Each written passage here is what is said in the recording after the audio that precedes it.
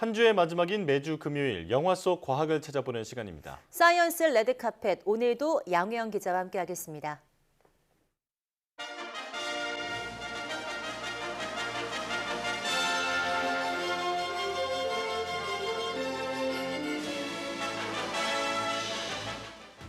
네, 사이언스 레드카펫 양우영입니다.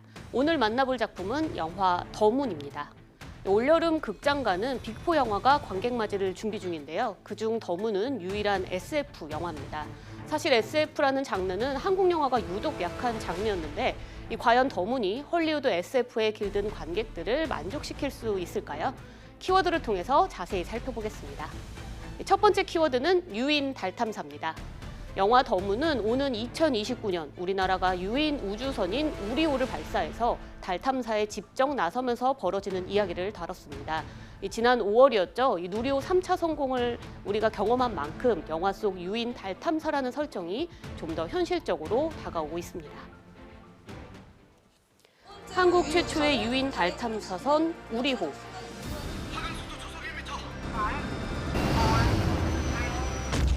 예상치 못한 태양풍에 선체가 부서지면서 황선우 대원만 홀로 우주에 고립되는데요. 나로 우주센터는 귀환을 명령하지만 빨리 복귀시키는 걸 추천드립니다. 황선우 당장 올려.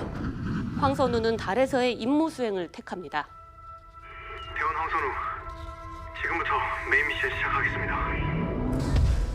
달 음영 지역에서 얼음 채취하는 데까지 성공하게 되는데요. 얼음 채취했습니다.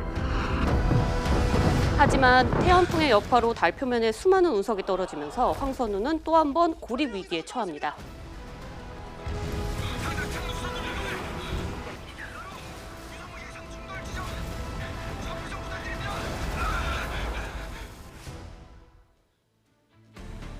네, 이 사이언스 픽션, 흔히 SF 영화라고 하면 크게 두 개의 종류로 나눌 수 있습니다. 스타워즈, 가디언즈 오브 갤럭시, 매트릭스와 같이 과학이라는 바탕 아래서 마음껏 상상력을 펼칠 수 있는 영화가 있습니다. 그런가 하면 그래비티, 마션, 또 퍼스트맨처럼 최대한 현실을 반영한 과학 영화가 있는데요. 그중 더문은 후자 쪽에 속하는 겁니다. 이 터무니없는 설정이 아니라 현실에 영화를 발붙이기 위해서 제작진들은 많은 노력을 했다고 밝혔는데요. 이 부분은 다음 키워드와 함께 자세히 알아보겠습니다. 두 번째 키워드는 우주적 체험입니다. 네, 이 제작진의 목표 중 하나가 바로 체험형 영화를 만들자였다고 합니다.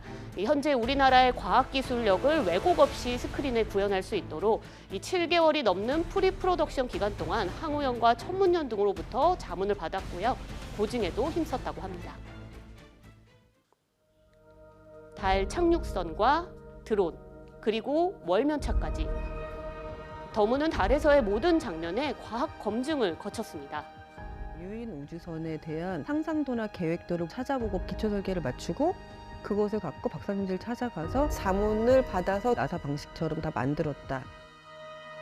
제작진은 컷수를 줄이는 대신에 장면에 담기는 영상 퀄리티를 높이는 데 힘썼는데 특히 달의 어두움을 스크린에 그대로 담아내는 데 집중했습니다. 엄청난 규모의 블랙을 덮어놓고 반사광들을 통제하면서 찍었었고요. 그런 것들 때문에 오히려 자연스럽게 달 표면이나 이런 부분들이 나올 수 있었던 것 같고 착륙선이나 월면차에서 발생하는 먼지 날림, 또 운석이 떨어지는 장면 등 모두 과학적 사실에 상상을 더해서 만들었는데 특수 시각 효과 VFX가 영화 전반에 사용되면서 시각적 몰입감을 극대화합니다. 월면에서 벌어지는 액션들에 보여줄 수 있는 비주얼들을 좀 유추해서 진행을 하게 됐던 것 같습니다. 네, 그래서 더문은 4K를 그대로 구현한 아이맥스, 또 청각적 사실감을 높인 돌비 시네마, 또 황선우 대원의 경험을 그대로 느낄 수 있는 4DX 등 특별관에서 관람하는 것을 추천합니다. 극장에서 봤을 때 제가 느꼈던 감흥을 관객분들에게 전해드리고 싶습니다. 정말 체험적인 영화고 큰 스크린에서 굉장히 훌륭한 사운드 시스템으로 보셨을 때 새로운 한국 영화가 나왔구나라고 제가 입었던 우주복이나 그리고 우주선 내부, 선내 이런 게 진짜 실제처럼 만들어졌었어요. 그래서 저는 뭐 오히려 막 블랙 이런 어떤 뭐 그린, 블루 이런 거에서는 사실 촬영을 많이 안 했다고 생각하거든요. 우주를 배경으로 한 만큼 흥미로운 지점이 많아 보이는데요. 영화 속 과학 이야기 양회영 기자와 나눠보겠습니다. 자, 영상을 보면서 제가 가장 궁금했던 게 달에 실제로 저렇게 유성우가 많이 쏟아질까 하는 점이었는데요. 실제로는 어떻습니까? 네, 뭐 저도 같은 생각을 하고 좀 알아봤는데요. 달에 떨어지는 건 우선 유성우라고 부르진 않는다고 합니다. 운석이라고 불러야 더 정확하다고 하는데요. 아, 네. 이게 유성우 같은 경우에는 다수의 유성, 그러니까 돌멩이, 운석 덩어리들이 비처럼 쏟아지는 현상을 우리가 유성우라는 네. 거를 붙이는 거잖아요. 이거는 지구 대기권을 통과했을 때 불타면서 그 불타는 모습을 이 빗줄기로 쭉 남기기 때문에 네. 흔적을 남기기 때문에 비와 같다는 모습으로 만들어졌던 단어이기 때문에 사실은 정확하게 말하면 달에 운석이 떨어지는 네. 거라고 이야기를 해야 되고요. 네. 실제로 달에도 운석이 많이 떨어진다고 합니다. 우리가 지구에서 3대 유성우라고 부르면서 8월에는 페르세우스 유성우가 네. 있다고 이야기를 하잖아요. 그 기간 동안에 똑같이 달에도 운석이 떨어질 수 있는 겁니다. 네. 그리고 이제 이런 이 불스러기들, 그러니까 운석의 이 크기가 사실은 굉장히 작거든요. 뭐 1cm 이하 안팎일 때도 있고요. 하지만 속도는 굉장히 수십 킬로미터로 빠릅니다. 대기권을 통과할 때는 대기권의 영향을 받아서 불에 타거나 속도가 점점 늦춰질 수 있는데 달에는 대기가 없기 때문에 그 속도 그대로 달 표면에 부딪힙니다. 그래서 실제로 아직은 달 표면에서 운석이 어떻게 떨어지는지 보거나 관측된 상황은 없기 때문에 어떤 모습인지는 정확히 알 수 없으나 영화에서처럼 폭발력이 굉장히 크고 많이 떨어질 때는 정말 수없이 떨어지는 모습이 구현이 될 수 있다. 이렇게 이야기하고 있습니다. 네. 그런데 이번 영화가 강력한 태양 폭발로 인해서 이 지상국과 통신이 끊기고 사고가 발생한다 이런 내용인데요. 실제로 일어날 수 있는 내용일까요? 네, 이 부분도 사실 실제로 일어날 수 있다고 합니다. 우리가 이 100억 톤에 달하는 물질들이 태양 대기에서 수없이 쏟아지는 거를 태양 폭발, 뭐 태양풍의 네. 영향, 이런 뭐 태양 폭풍 이런 식의 여러 가지 단어로 우리가 부르고 있는데 이때는 강력한 X선과 함께 전자기파, 이런 방사선 같은 것들이 많이 방출이 되거든요. 그러면은 이 지구에 도착하는 여러 전기적 입자들이 전리권을 교란시켜서 우리가 뭐 통신이 장애를 입는다거나 GPS가 교란된다거나 이런 경험들을 실제로 지구에서도 일어나고 네. 있습니다. 네. 실제로 뭐 지난 2022년에는 스페이스X가 스타링크 위성을 49개나 쏘아 올렸는데 당시에 태양 폭풍으로 인해서 40개가 추락을 했다고 합니다.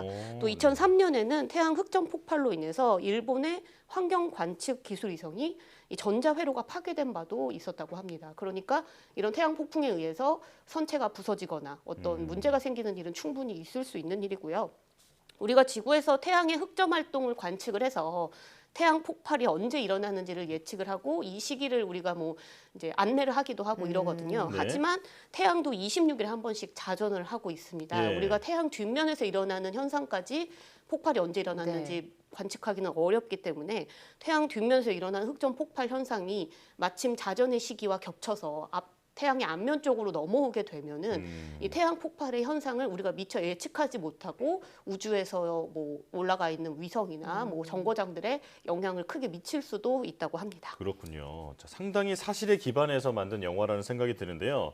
자, 말씀해주신 태양 폭풍 현상이 지구에서 경험하는 것과 달에서 경험하는 것은 차이가 있을까요? 네, 그렇습니다. 우리가 지구에는 사실 대기권도 있고 지구는 커다란 자석이라고 부를 정도로 자기장이 우리 지구 주변을 이제 둘러싸고 있잖아요. 네. 그렇기 때문에 태양 폭발로 발생하는 수많은 입자와 어떤 자기장의 영향들은 이 대기권과 자기장, 지구 자기장이 막아주는 역할을 하고 있습니다. 네.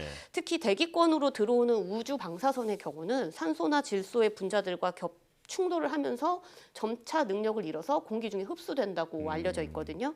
하지만 달에는 공기가 없고 또 네. 지구에 비해서 자기장도 굉장히 미약하기 때문에 우주나 달에서는 전혀 세기가 줄어들지 않는 상태로 우주 방사선을 그대로 영향을 받을 수밖에 없습니다. 네. 그래서 영화에서처럼 이 태양 폭풍이 일어나는 상황에서 우주선 수리를 하기 위해 선회 활동을 하는 거는 굉장히 위험한 활동이고요.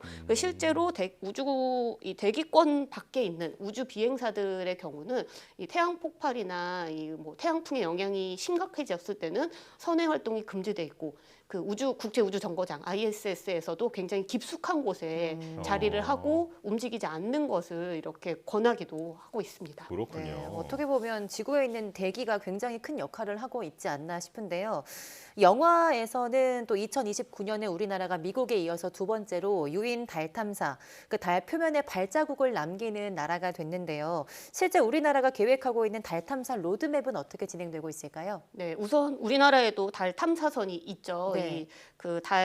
국내 최초의 달 궤도선인 다누리가 발사한 지 곧 이제 1년이 되고 있습니다. 네. 현재 뭐 다누리는 아주 성공적으로 달에서 임무 수행을 하고 있고 우리가 계획했던 것보다 운용도 아주 효율적으로 네. 진행돼서 임무 수행이 원래는 1년으로 계획돼 있던 게 이제 2년이 연장돼서 최종 3년 동안 임무를 수행하기로 했었죠.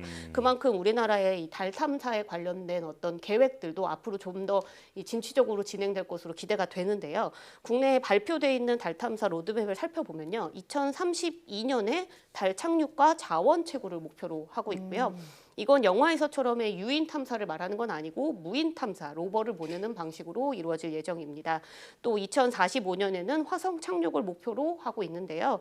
이 모든 계획이 사실 무인 탐사를 기초로 하고 있는데 이거는 이 무인 탐사의 독자적인 능력을 우리가 모두 확보한 이후에 뭐 유인 탐사, 우주 정거장, 그리고 탐사 기지 구축과 같은 이 대규모 자원이 필요한 우주 분야는 국제 협력을 통해서 지원을 하고 추진해 나가겠다 이렇게 정부가 밝힌 상황입니다. 네, 자 오늘은 한국에서 만든 더 문이라는 SF 영화를 살펴봤는데요. 오늘 설명을 떠올리면서 영화를 보면 재미가 2배가 될 것 같습니다. 자, 양회영 기자와 함께했습니다. 고맙습니다.